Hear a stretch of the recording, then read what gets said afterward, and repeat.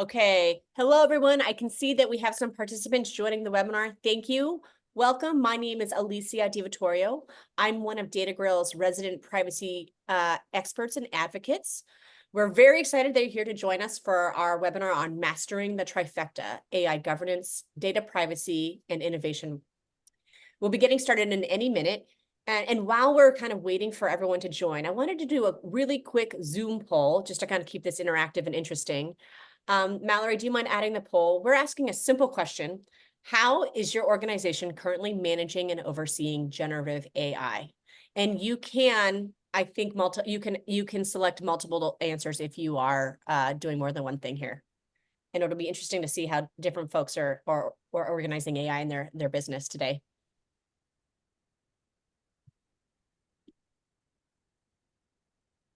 Okay, let's see. Oh, there we are. It looks like 43% of people have already issued guidance. And most people have done something, whether it's developing a task force or rolled out some policies. Some are still figuring out how we do this, which absolutely makes a lot of sense. This is a very fast evolving space. Would not expect everyone to be completely buttoned up at this point. All right, we're about 4 minutes in. I'm going to go ahead and get started. Thank you, Mallory. Hopping to the next slide. Can everyone see my screen okay? Great. On today's agenda, we're going to take a moment to get to know our panelists, familiarize ourselves with the terminology, and make sure we're not using words in the wrong context. I do want to give a perfunctory disclaimer. All information provided today in the session today is for educational discussion purposes only. It is not intended to be legal advice. And by attending this webinar, you are consenting to have your email be shared with BDO. Let us know if you have concerns with that in the chat. Without further ado, let's meet our three panelists. First, I want to introduce Gary Flake, who is our resident PhD in deep learning. He brings a wealth of practical experience using AI and deep learning for over many years, which he'll share throughout the conversation. Courtney Barton is our VP and Senior Counsel at Marriott, and she is actively shaping her company's policies and principles on how to use responsible AI, or AI responsibly. And Mark Milenchenko, I apologize if I butchered that last name. You'll be able to correct me when you talk about yourself in a moment. From BDO, brings deep expertise into AI, what will be regulated and why. I would love each panelist to spend about a minute or two introducing yourselves. You know yourselves better and your work better. Gary, let's start with you. Thank you for that introduction, Alicia. I think the best way of, my one sentence introduction is I spent over half my life working full-time on AI and machine learning. And so I've been working very focused on AI since the 1980s. I've probably written over 1 million lines of machine learning and AI code over the years. And it's really been the focus of my life. And I've had the good fortune of being able to pursue that in government labs, industry labs, university labs, startups, big companies, and everything in between. And right now I'm just really excited to be working with lots of different companies and my own particular venture as well. But thank you for the intro. Great, thank you, Gary. Courtney, why don't you go next? Hi, thanks for having me. Courtney Barton. I'm Vice President and Senior Counsel of Privacy and Data Security at Marriott. I've been doing data privacy for about 12 years now, one of the old timers, and probably spent the better part of the last 2 to 3 years working on AI issues with the business, really focusing at first on more predictive AI, and doing bias testing and things like that. And then, of course, with the explosion of Gen AI, helping the company to navigate how best to set up governance and policy around that. Great, thank you. Very helpful for today's conversation. And Mark, why don't you give us a couple moments or sentences about you and your work? Thanks, Alicia, and thanks for having me today. I'm Mark Melnichenko. I'm Managing Director with BDO, and I lead our privacy technology practice. I've been in the privacy consulting arena for just about 5 years now, but spent a bulk of my career in designing, building, and implementing software systems of various types, some AI, but a lot more traditional systems as well. and am working with our team internally on continuing to roll out and mature our AI service offerings, in addition to helping customers with implementing privacy tech platforms and integrating with other systems in their environment. Wonderful. Thank you so much, Mark.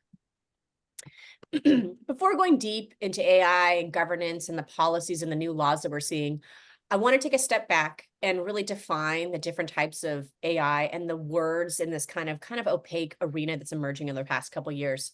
Gary, as our resident PhD who's been working with AI since the 1980s, do you mind taking us through the different terminology and how you see the world kind of expanding as we're getting deeper and deeper and it's being more adopted? Absolutely. So, and I appreciate the opportunity. I know that there's a lot of different words that get thrown about, and it's especially confusing when they're seemingly used in ways that are sometimes fungible and replaceable, but then sometimes they seem to be different. And so what I wanted to do is give a little bit of a scheme of how all these things relate. And it's not really all that complicated. So in the beginning, there was computer science as a field. This is really about the field of understanding programs, information, computation as a process, really understanding what can computers do both in theory and in reality. Now, artificial intelligence emerged shortly after the creation of the field of computer science, and that was much more concerned with the goal of how do you make computers do things that are seemingly intelligent.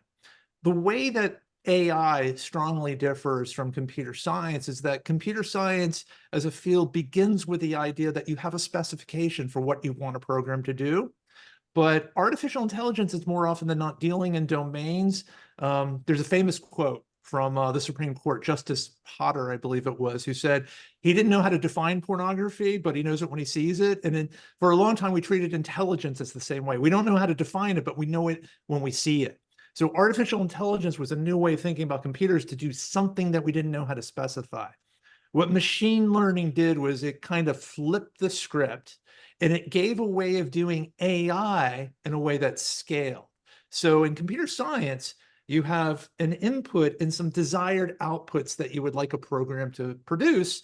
In machine learning, and the computer science's job is to produce the program that does that. And machine learning, we don't know what the program is. We give inputs and outputs that we'd like to see preserved, and then it generates in some sense a program that can reproduce that relationship.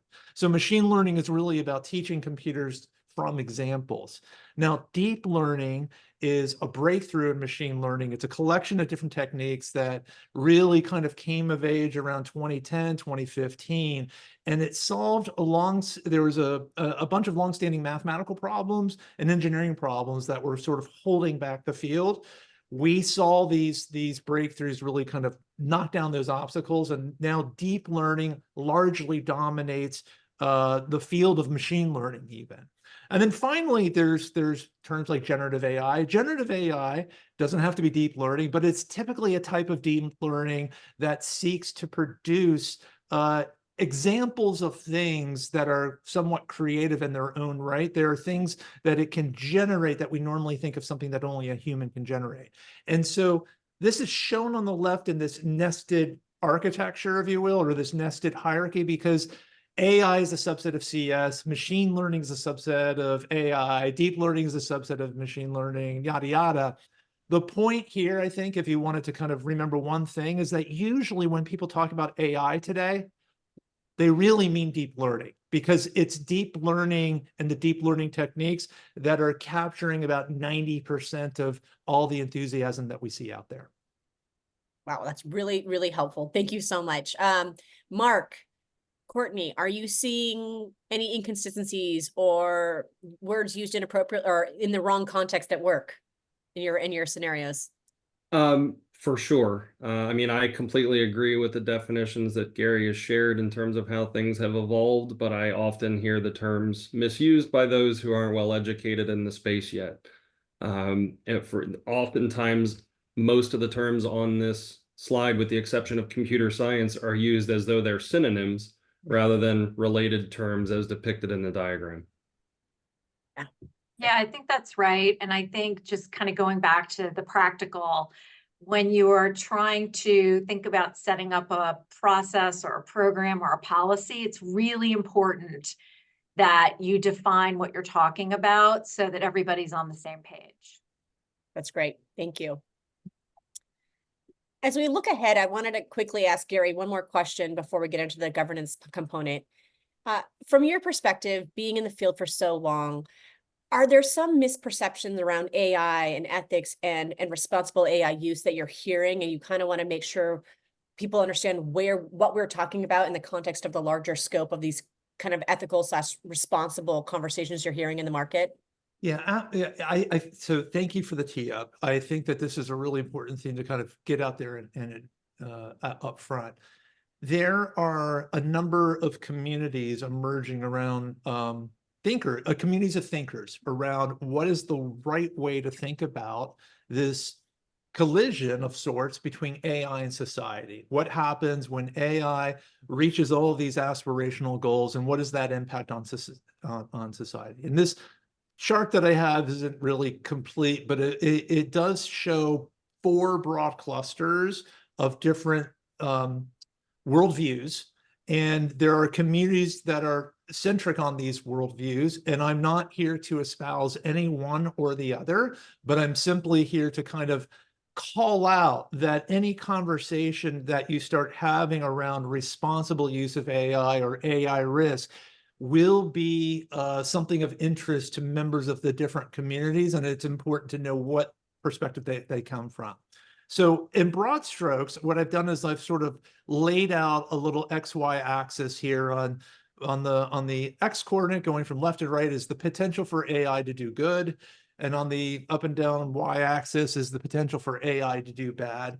And different people have different ideas in terms of how these things weigh relative to one another. And if you can imagine that there's a diagonal line going from the lower left to the upper right, the placement of these groups, you can kind of imagine kind of positions them as to whether they tend to be a little bit more pessimistic or tend to be a little bit more optimistic. And so I'm going to start by calling out, and this is going to, I'll call out 2 different groups, first on the upper left and on the upper right, because in some ways they're the ones that are most extreme and they're thinking and easiest to kind of set aside for that reason, because there's not a lot of compromise in terms of how they might actually view the world. And if you're looking for compromise, you know that you're not necessarily going to be aligned with those 2 camps. So on the upper left-hand side, we see a community that's largely characterized as the AI decels or decelerationist. And these are people that are advocating in the strongest terms that AI at this stage is as risky as, say, proliferation of nuclear weapons and everything needs to be shut down. There's another group on the other side, on the bottom right, that are the AI accelerationists, and they will passionately make this case that any efforts to slow down AI is actually hurting humanity because you're prolonging the length of time until there are better solutions for everything from healthcare to education to, happiness in general. Now, those are, like I said, those are groups that are kind of like on the extremes, and it's great that they exist because they're putting out positions that we all ought to think about at some point.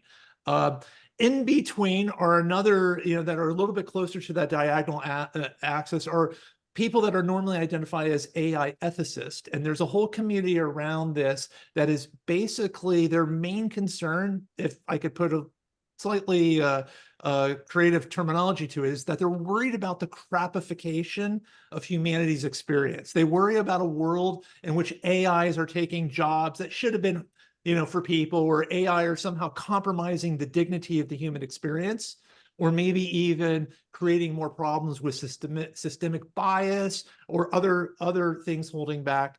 And then on the upper right are, I think, in some ways, the groups that are trying to align themselves around pragmatism and progress, but with some safety in mind. And this is the AI safety community that's largely around building guardrails so that you can pursue AI research with some sense of responsibility and safety. So all of these groups come from a different perspective. They publish articles and think papers. in between, you're going to find other groups that are really trying to focus on the pragmatic questions of how do you split the difference between risk and reward. And so here we have the topics around privacy, law, ethics, governance, accountability. And I think by and large, this is where most of us on this webinar right now, where we live. We're trying to find those pragmatic solutions that can split the difference or thoughtfully bridge the different constraints. Great, thank you. And I think that tees us up really great to have Mark and Courtney talk about the risks that we're seeing that we in this kind of in the center part where we're talking about the policies and privacy and setting those guardrails are sitting. Do you, Courtney and Mark, do you mind taking the lead on talking us through these different risks that we see? I can start, but I don't know if we go back to the last slide because Yeah, no, of course. I sort of like that as Yeah, just laying the groundwork for, and I don't know how many in-house counsel we have on the call. I don't know how many have started their conversations with their business, but as Gary was talking, it struck me that as an in-house lawyer, you have to play in all of these spaces, right? You may have the folks that are like, shut it down, it's too risky, right? And then you're going to have your business folks who want to innovate saying, let's go all in, right? And then on the ethics side, you have to think about your employees and how they're going to react to certain initiatives and how do you manage that? And then last but not least, I think where a lot of AI governance has gone, at least in the corporate world thus far, is with the AI safety, right? How do we do this with the guardrails? What are the guardrails? But I feel like in any given day, I'm working in all four of these. So I just really liked this as a way to think about all of the competing interests. no, it's great. Mark, anything to add? Only that I agree. This is a very insightful way to look at things, and I think Gary's description of the different camps, if you will, and kind of where their interests lie most, and the tug of war, so to speak, between the good and the bad is a really good way to paint the picture. It's great. Courtney, do you want to start on addressing some of the risks, or would you like me to go ahead and do so? Sure, I don't mind. I can kind of talk through some of these and then, maybe I can do the first two and you can do the second two. But, Sounds good. I think one of the biggest risks is just that these models are not yet completely accurate. By way of example, I about a year ago when ChatGPT first came out, I put in my name and I said, who is Courtney Barton? And it said, I don't have enough information to tell you that. And then, so I said, who is Courtney Barton, privacy lawyer? And it came up with this bio that was amazing, but it was not true. It had all these accolades and all these things that I had done that I actually had not done. And so I think we have to be really, really careful about, which models are we using? Where is the data coming from? What are the inputs? And being very careful about checking that accuracy, particularly if you're going to use generative AI to generate content, or let's say ad copy, or really any kind of content that you might put out there and represent as your own. And I think that, as we get more sophisticated in the legal community, hopefully we'll have some guardrails about labeling and transparency. But regardless of that, it's just really important to make sure that that the output is accurate. We also talk in here about bias. So, AI, not just Gen AI, but other forms of AI could be biased. I mean, human beings are biased too, but I think the fear is unchecked bias. So that, putting in inputs that aren't even intended to be biased, but are, let's say you're using some data that could be a proxy for, data that could be biased. So it's really, really important to have a testing protocol around that. Risk number two, I think that's an area where, again, for in-house counsel, really looking at how do we educate our employees about AI? How do we put those guardrails in? How do we show them how to use it, right? If you have a Gen AI tool that you're comfortable using in your business, some folks just may not even understand what they're supposed to do with it. So it's not just educating on the risks, it's also educating on the proper use and actually, frankly, the benefits of it. I think, in the commercial space, we are really looking at how can AI help us do our jobs more effectively. And if folks don't really even know how to use the tools, then that's just not going to happen. But all that being said, I mean, I think it is really important that there are policies and processes in place. And I can talk a little bit more about some of the things we've done, but I'll turn it over to Mark to talk about the other risks that we're seeing.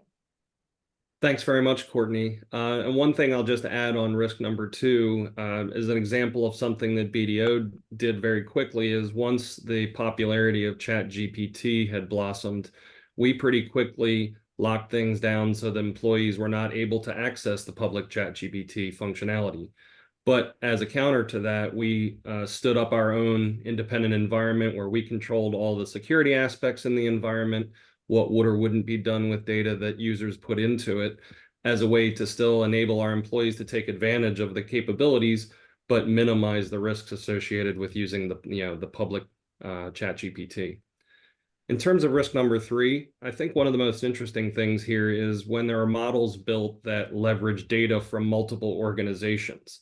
The models that are generated, there's a question around ownership and rights related to the model itself. And given that the way Gary described earlier, that with AI, the idea is for it to come up with the program to match up with the inputs and outputs that are supplied to it, there are interesting questions to be tackled around who owns the program that got generated. And there's not necessarily any real easy, straightforward way to determine shared ownership around a model that has inputs from multiple organizations. Obviously, the legal community is still evolving around regulating all aspects of this. And those questions are mostly still to be answered, but it's at least good to see that they're being asked at this point.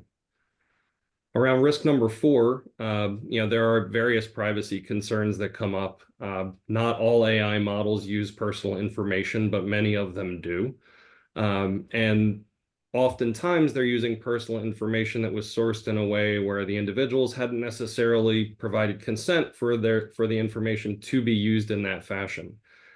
So there are interesting questions around that. Also, things like if someone were to exercise their rights on a data subject request, like I'd like you to delete my personal information.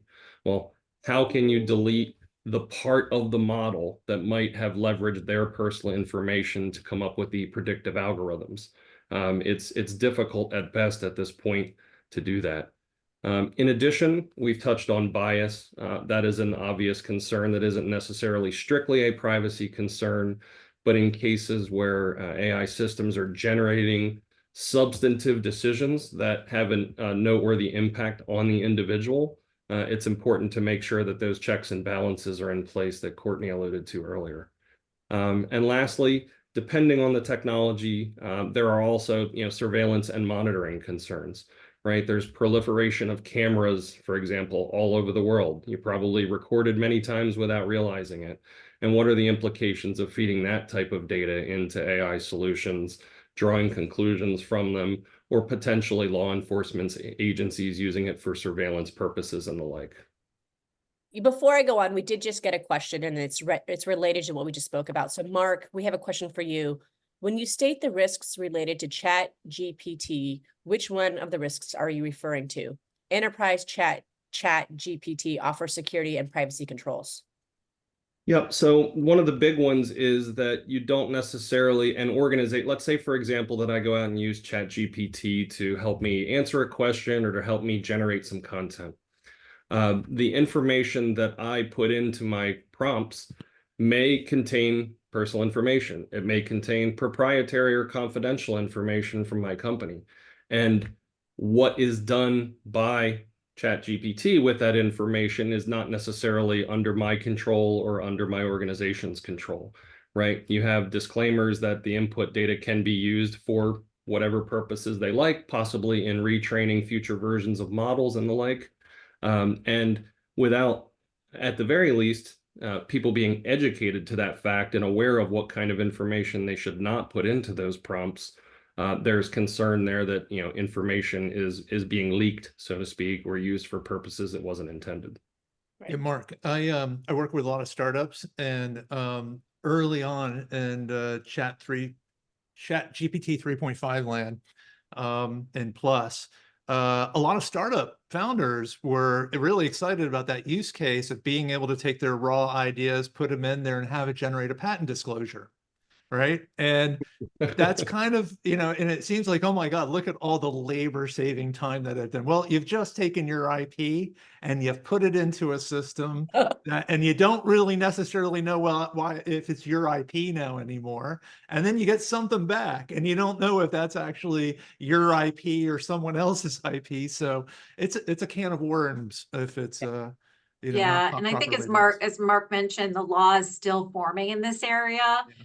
Right, so I think where it stands right now is, you can't copyright something that is not created by a human being, Yeah. right? But then the question becomes, well, if human beings created the inputs, why can't the outputs then be copyrighted? And so I think there's a lot of development that we're going to see in this area of the law as to what can be protected and what may not be able to be protected. So I think it's just a really good lesson to be careful as to what you are putting in, what you are taking out, and how that is going to be used. And I think that goes along with those guidelines that you may want to produce for your company.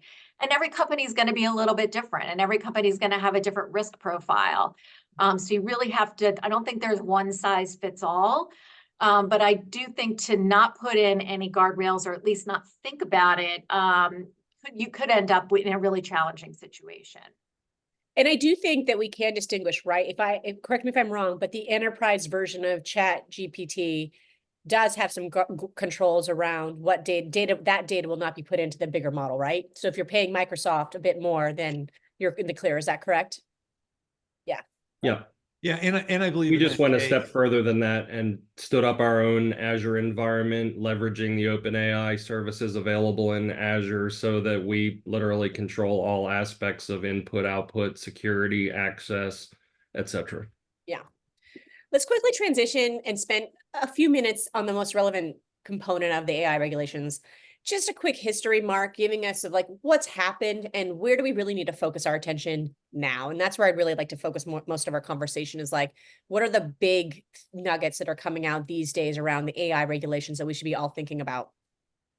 Yep, absolutely. I think we can think of this in two parts. There are privacy regulations that have come into existence in the last, 5 to 6 years mainly, that have some requirements within them that are what I'll call AI related. If we have privacy folks in the audience, they'll both be familiar with requirements related to automated decision making, profiling, and the like. And those definitely still need to be accounted for. What's much more emerging are the AI specific regulations that are aimed at this solution set. And so, one of the most seminal ones that looks like it's going to, form the basis of how things proceed is the EU AI Act, which was signed last month. But there's still a lot of rulemaking and things to figure out around how to actually enforce the requirements. And the bulk of those provisions don't go into effect until 2026. But as we all know, that's just around the corner with the speed with which things evolve. Here in the US, as folks may be aware, there was an executive order issued in October of last year that isn't really a law per se, but is a set of directives for various agencies within the government to take action and put more detailed requirements and programs in place to ensure its responsible usage. And in my view, I think those are the two things out there right now that are going to largely drive the shaping of regulation around the world in this area, as it relates to AI broadly. In addition to that, there's some examples not necessarily on this slide where there are narrow AI laws that are meant to address a specific sector or a specific set of use cases. New York, as an example, has the automated employment decision-making tools law, which is specific to the use of AI solutions in doing everything involved in the recruiting and hiring process, evaluating candidates, making hiring decisions, and so forth. And there are some other countries that have started to tackle the broader topics. There's a generative AI specific set of measures that was passed in China last year. Canada's had something under evaluation since 2022, but hasn't necessarily been finalized and put into effect yet. So hopefully that gives a pretty good overview of the current state, at least, and a little bit about where things are going in the near future. I'm gonna add another poll, and then Courtney, as the practitioner here, I want to kind of get your perspective on where you're focusing the most and where you spend the most time thinking about this. But while Courtney's answering, a quick poll put up here: how likely do you think that the new federal bill proposed in America will pass? Give us an answer while Courtney kind of takes us through how she's viewing these regulations as a practitioner. Yeah, so obviously the EU AI Act is sort of our AI GDPR, if you will, right? The EU sort of put a stake in the ground. They're going to regulate this across the continent. And it's a risk-based approach, which I think is consistent with what we see in NIST. So I think you have to sort of look at NIST here in the US, you look at the EU AI Act and what that's saying. So clearly focusing on those. But I will say I'm also very focused on the state laws. You know, California has proposals for automated decision-making. We're now seeing Colorado and Connecticut amending their privacy laws to talk about automated decisions, consequential decisions, which are defined. And then, of course, this American Privacy Rights Act, I see here the 53% say that it will not pass, and that bums them out.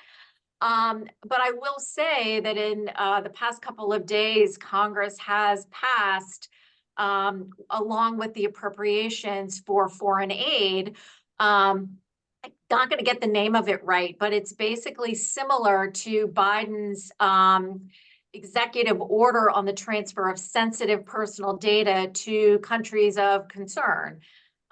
This is a little bit more tailored to data brokers. It's transferring data broker data to countries of concern. This is likely going to be signed by President Biden, which in a way is sort of our first tiptoe into federal privacy legislation. While it doesn't address algorithms per se or AI per se, the American Privacy Rights Act has some provisions in there that would cover AI.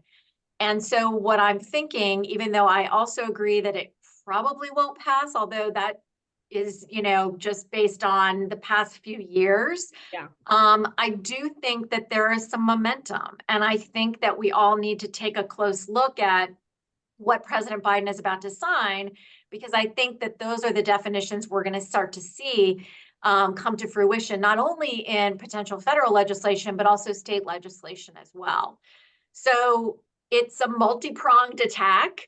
But I think you have to keep your eye on everything right now because it really is changing in real time.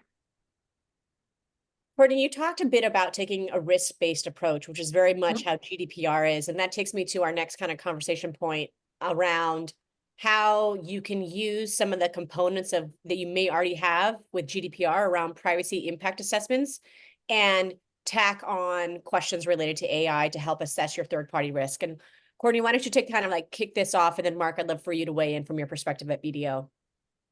Sure. So we have a very robust privacy impact assessment process here at Marriott. I think we early on realized that the only way we were going to really be able to comply with the privacy by design requirements in GDPR, and then also the DPIA requirements, not only in GDPR, but in some of the other international privacy laws, and then of course now in some of the state laws, was really to make sure that there was transparency around what we're doing with our personal data. So we do PIAs on almost all data processing. And so what's nice about that is that we don't have to create an entirely new process for AI to assess AI risk, particularly when it comes to personal data. Now, outside of personal data, we may have to create some additional process just because of the issues that Mark raised around confidential data, proprietary data, et cetera. But when it comes to personal data, we are able to leverage our privacy impact assessment process to assess what is really happening with Gen AI. So for example, if we want to hire a vendor that's using AI, again, what is the model being used? If we are going to be using algorithms, are we testing the outputs of those algorithms to make sure that there isn't bias? And so we're able to add those questions in as sort of add-ons to the overall project. I think the only way to really manage this is to look at processes that you may already have in place and then just try to adapt them. Because I think, again, it is coming so fast and furious that to stand up an entirely new process for some companies just may be too difficult. Yeah. Mark, anything to add from your perspective working with a ton of different companies? Yeah, I think I've seen very similar approaches to what Courtney described with most of our clients, kind of thinking of it in two camps. One, with respect to internal systems, definitely adding additional questions into your PIA process to determine when a system that you're evaluating has an AI component to it or is entirely an AI solution. A lot of times what we do is put some triggering questions or threshold questions into the main PIA questionnaire that, if answered in a certain way, might trigger the need for a separate follow-up questionnaire or perhaps another section of the assessment to come alive where it otherwise wouldn't be relevant. Could you give me an example of a triggering question just for the audience? Sure. So, just at the highest level would start with, is this solution going to use any artificial intelligence techniques, including a definition akin to what Gary was sharing with us earlier around what that means, because not all your respondents will necessarily know. If answered yes, then we typically would want to dig deeper into the type of AI solution, perhaps using the examples on Gary's earlier slide, because when you take a risk-based approach, depending on the type of solution that you're talking about, there are different types of risks to consider, as well as different impact levels of those risks coming true. So those are two of the main ones. And then you can, of course, dovetail and go deeper from there and kind of just decide where you want to end the threshold process versus the true deeper due diligence. The other piece to consider is to leverage your third-party risk management process, right? If you've already got a process in place for evaluating engagements with vendors, make sure to build AI-related questions into that. And don't just take into account new vendors or new engagements that you're evaluating. I'm sure everyone's experienced that a product they were already using, all of a sudden, it's got AI in it. And so you need to be wary of reassessing the systems and services that you already use as they evolve to incorporate these technologies as well. Great. Gary, as the person who's been using AI and deep learning so much, are we missing any big questions we should be asking that may not be on this list? I know I'm putting you on the spot here, but maybe No, it's okay. So as I think about all the responses that have been made thus far, I've come to appreciate that I live in a slightly different world. And let me explain. There's AI policies that have to touch on all sorts of different aspects of the business. My focus has almost always been on a very special, particular niche of that problem space. And that is, and I've done this for 4 public companies now, how do you create the rules of engagement that allow your scientists and engineers to work on data in a manner that maximizes the pace of innovation and progress while staying within guardrails, okay? And that's a different exercise than what everyone is talking about because it's much more internally facing. It's internally facing and subject to laws and constraints that come from the outside, but by and large, that's an internal process working with internal stakeholders. And so from my perspective, really doing things so that you're optimized for the speed of efficiency subject to staying within the guardrails is what every company should be holding up as something akin to their target, because it's easy to put regulations up and have no ability to innovate. And it's easy to innovate irresponsibly The hard thing to do is do both at the same time. And so one way that I like to think about this is that computer scientists and lawyers have a whole lot more in common than they realize, right? They both specialize in communicating in code. Computer scientists will communicate in computer code, lawyers will communicate in legal code, but they are both designed to be overly pedantic forms of communication so that you can eliminate ambiguity and misinterpretation. So my number one recommendation would be for the leadership within your company that is responsible for the sausage making of how you actually live by these rules of engagement, but in a way that's kind of practical and feasible.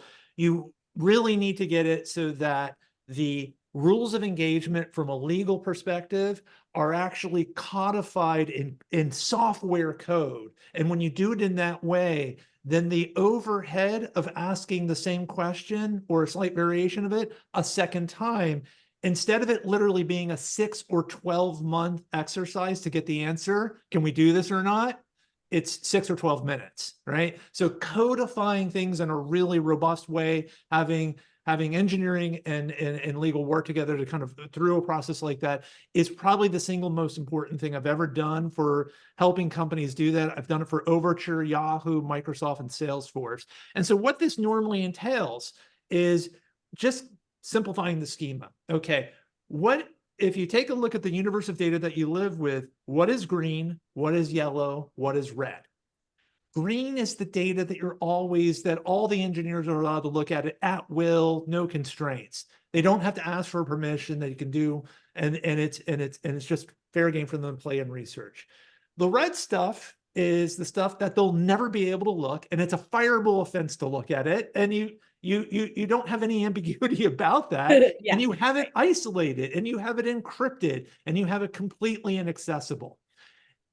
Unfortunately, there's going to be this, or fortunately, there's going to be this middle zone, the yellow zone, where there's some data that in the raw form would be, verboten. No one's allowed to look at it, but it can be transformed in a way that is actually very safe to use, provided that transformation is one of these things that you sort of codify both legally and operationally in code. And so examples of this are that oftentimes you can't look at a single attribute of an individual. You can't look at their weight, their health, their blood sugar levels or anything like that.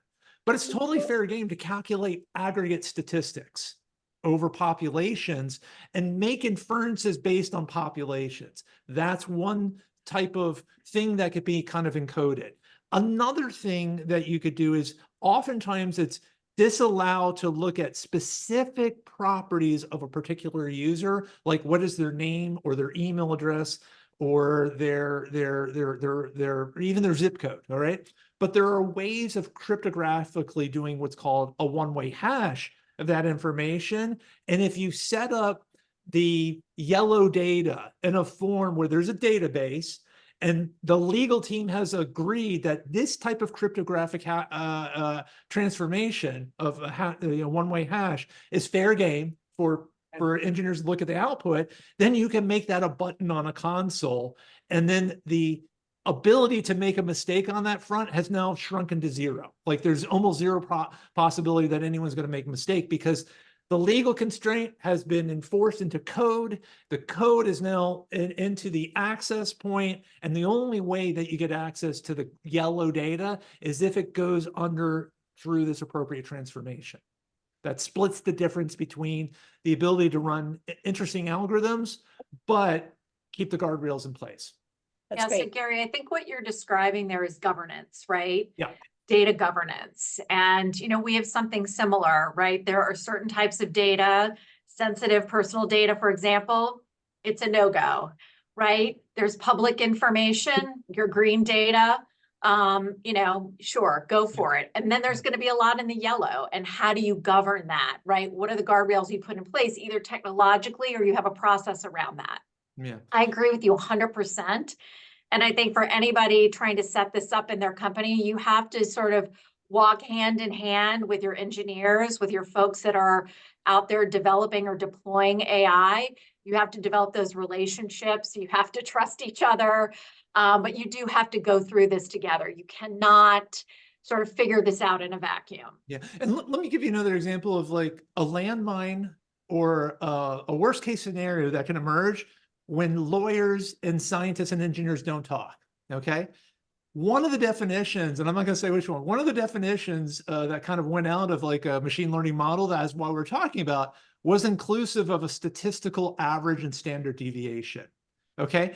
If you put in some sort of thing that says, we define machine learning models in this way, and any machine learning model that we produce has to have these properties, well, you just made it that anytime anyone in your company takes an average of numbers, they are now beholden to those compliance obligations for removing a number from the average that you calculated. If there's like a GDPR type complaint. So you need engineers and scientists in the room to make sure that you haven't painted yourself into a corner by inadvertently defining a machine learning model to be inclusive of a statistical average, which I've seen it defined as. And I think that gets to kind of what we're seeing here. And I don't need to, we Yeah. don't need to spend a ton of time on this slide because we've kind of talked around exactly what we're talking about here. But yeah, you need your engineers and your scientists in the room with your lawyers on your task force. Courtney, Mark, what else would you add in terms of like the steps you guys have taken or doing to get governance in place where you are starting internally? How are we going to set some guardrails so we can innovate? Well, I think it's a great segue that Courtney mentioned data governance, right? Because in my mind, you can't start AI governance without data governance. If you don't understand the data that you have, what you can and can't use for certain purposes, where the golden copies of it, so to speak, live, retention roles around it, you can't really leverage your own data for building AI solutions. Different story with respect to using third-party technology, of course, but if you're going to build your own solutions, you really do have to start there. And then, building on what Gary was just saying, many of our clients have started to form committees around these things, around how to govern the use, how to evaluate use cases that people are dreaming up and whether they're okay or not. And you have to have a very broad set of stakeholders in that room, right? Not just the engineers and scientists and the lawyers, but also people from marketing departments and other groups that may be dreaming up the use cases and don't necessarily deeply understand either the art of the possible on the engineering side or the constraints that we need to operate within to remain compliant. I've even seen multiple subcommittees, but at the end of the day, you've got to make sure that all those moving parts are orchestrated and informing each other. Great. And I wouldn't forget HR, right? Of course. So, That was my mistake for sure. Yeah. no, for a couple of reasons. One is a lot of this technology, right, is going to be used in the HR space. And I would have to say, just looking at the EU AI Act, some of the riskier uses do fall in the HR space, at least according to the regulators and what we've seen so far. But also, again, to go back to what we were talking about in the beginning, is being able to communicate to employees about the use of the data, right? Or the use of the technology, rather. So just generally, how do you use it, right? Very basic, to communicating the governance structure, communicating how this may or may not impact their job. So I would definitely have HR as a seat at the table as well. I'm going to move on to the next slide because this is a great summary slide of like how we get started. Courtney and Mark, do you want to talk about kind of setting up? We talked about building a task force. I think that's been pretty clear. And then Gary, you covered the codifying the yellow data, putting that into code, establishing the guardrails and putting that into code on hygiene practices. Courtney, do you want to talk a little bit more about taking a risk-based approach and why that's probably the most the way you're going to be able to propel your industry, your business forward while staying within the regulation parameters, I guess. Yeah, sure. I mean, I think I've mentioned a few of these pieces. I'll just talk a little bit about some of the things that we've done. So we do have a policy. It's an AI principles and governance policy. And what we did was we looked at a variety of different frameworks. So NIST, drafts of the EU AI Act, We also looked at the business roundtable principles. That's a group of corporate CEOs, and they had a variety of people, including myself, and kind of came up with some general principles. I think there are 10 of them. We took 5 of them, again, not one size fits all, and really looked at, what were the principles that we wanted to put in place as a company? What were the things that were most important to us? So things like transparency, testing for bias, making sure that any solutions that we employ are secure, protecting data, all these things that we talked about. So that's the principles part of the policy. Then we also have our governance, which is really attached to our privacy and information security governance model as a subcommittee of people who are drawn from our executive team who really do have a stake in the matter. And again, it's HR, our customer group, and our technology group. And so, we've set that up with a variety of different working groups underneath. And, to get to your question about the risk-based approach, it's really educating from the lawyer perspective, educating the business on the risks and working with these committees and the governance committee to really define what we think might be too much of a risk and where, in certain circumstances, it may be worth taking the risk. I think to go back to what Gary said, we don't want to stifle innovation. I mean, I personally think that this technology is really exciting. And I think there are wonderful things that you can do with it that have nothing to do with personal data or confidential information, where you can really, increase your efficiency. And I want to be able to enable the business to do that through policy and process. So, I think with anything privacy or AI, it's really kind of, again, not to sound like a broken record, not one size fits all. You have to look at your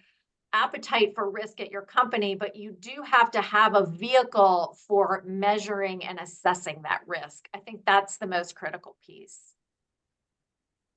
That's great. Yeah, it's interesting listening to you describe that, Courtney. I had pictured in my head, basically, you need to decide where your organization falls on that quadrant graph that Gary shared with us earlier, right? Are you in the lower left quadrant, upper right, etc.? And what are the principles that's most important to your organization to enforce to ensure that the day-to-day operations and the solutions you put in place align with that kind of position on the graph, if you will? But I do think that the graph is a little bit of a moving target, right? Like we were talking about ChatGPT. Well, when ChatGPT came out, of course, everybody was like, don't put anything in there, right? But now there's an enterprise version, right? So your risk threshold may change based on the project, based on the technology, based on the data. So you have to be a little bit nimble. And I know that's really hard to do in companies where you live and die by process, but you have to be able to change your process if appropriate. I mean, I've said for our policy that it is going to be different than every other policy we've ever written, in that it is going to be living and breathing, and we're going to be looking at it on a regular basis to make sure that it's relevant and that it's meeting our needs, both from a compliance standpoint, but also from an innovation standpoint. That's great. I'm going to hop ahead to the next slide because I do think this next slide mentions some of the resources, according that you used to help build your policies and take that risk-based approach. The NIST AI risk management framework, I know I've heard from many different people, is kind of one of their go-to starting points to build this. Do you want to tell the group what about it that's been useful, or what are you taking away from it? Oh, were you asking me that? Yeah, you or Mark. Yeah. I think you guys. I mean, I think it's really helpful just to help you sort of think about, how to set up your own framework. I think there's some really helpful definitions that you can use. We've used some of those in our policy. So I just think it's a really, really great resource, particularly if you're just getting started. Yeah. And then you weave in some of these other things to really meet your own business needs. But I see it really as sort of a foundational document. Yeah. Yeah, and I would say ahead. similarly, we're taking the same approach that we took with respect to our privacy team, which is we've got our own framework that is based upon several of the industry standards, but also within which the requirements and controls are mapped to the various regulations that companies are subject to, so that you can filter down that framework to the controls that are relevant to your organization based on the frameworks and/or laws that you need to be concerned with. Right. And in DataGrail, we did create a primer on building a policy and your principles based on your kind of internal looking inward, to your point, Gary, of what you want to be doing as a business, how you want to be innovating. And then I think, Courtney, you also mentioned that you looked to the business roundtables, sample principles and policies, Mhm. right? Yep. Was Yeah, it was very helpful. Again, I think there are 10 principles. And we just sort of looked at the ones that we thought were most relevant for our business, but also made sure that they were consistent with things like NIST, like the EU AI Act, some of the things that we're starting to really see evolve in the regulations. So that's really how we came up with our own principles. Great. We are at time. We have just 2 more minutes. I do have one question here for Courtney that I'd like to ask while we kind of close out. And if there's any 1 or 2 more questions that people want to type into the chat, we will happily take them. But Courtney, Andrea asks, how are you planning to prevent corporate IP from leaking outside the organization? It's a great question. I think it's really a 2-pronged approach.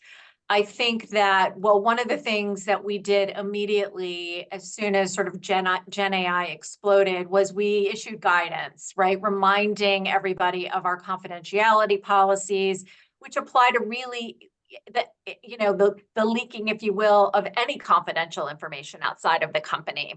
Yeah. So you can do it through policy, through communication, et cetera. I also know that there are some technologies that you can employ in your company. I think one of the challenges with some of those technologies is they often lock things down so much that it's hard to actually be productive. So, but I do believe DLP? DLP? yeah, DLP and other technologies, enterprise browsers, things like that. So I think you can kind of look at both, but I would say probably the easiest thing to do in the first instance is make sure you have a policy. And if you have a policy, remind your employees that confidential information stays within the company. Wonderful. Well, I want to say thank you to each of our panelists. Your insights were amazing and tremendous. Thank you so much. We really appreciate your time. For all of our attendees, we will be sending out this presentation that has links in it. So the links to the different policies and frameworks you can access. If you want to learn more about how you can get engaged and participate in a community of people in data privacy and AI, feel free to join DataGrail's community. If you would like to learn more about how DataGrail can help you find unknown sources of AI or help you with your DSAR management for data privacy, I think we have a poll where you can select yes, and that way someone from DataGrail can reach directly out to you. Thank you again so much for attending, and I'm going to sign off and say thank you one last time. Thank you all. Thank you. Thanks for having me.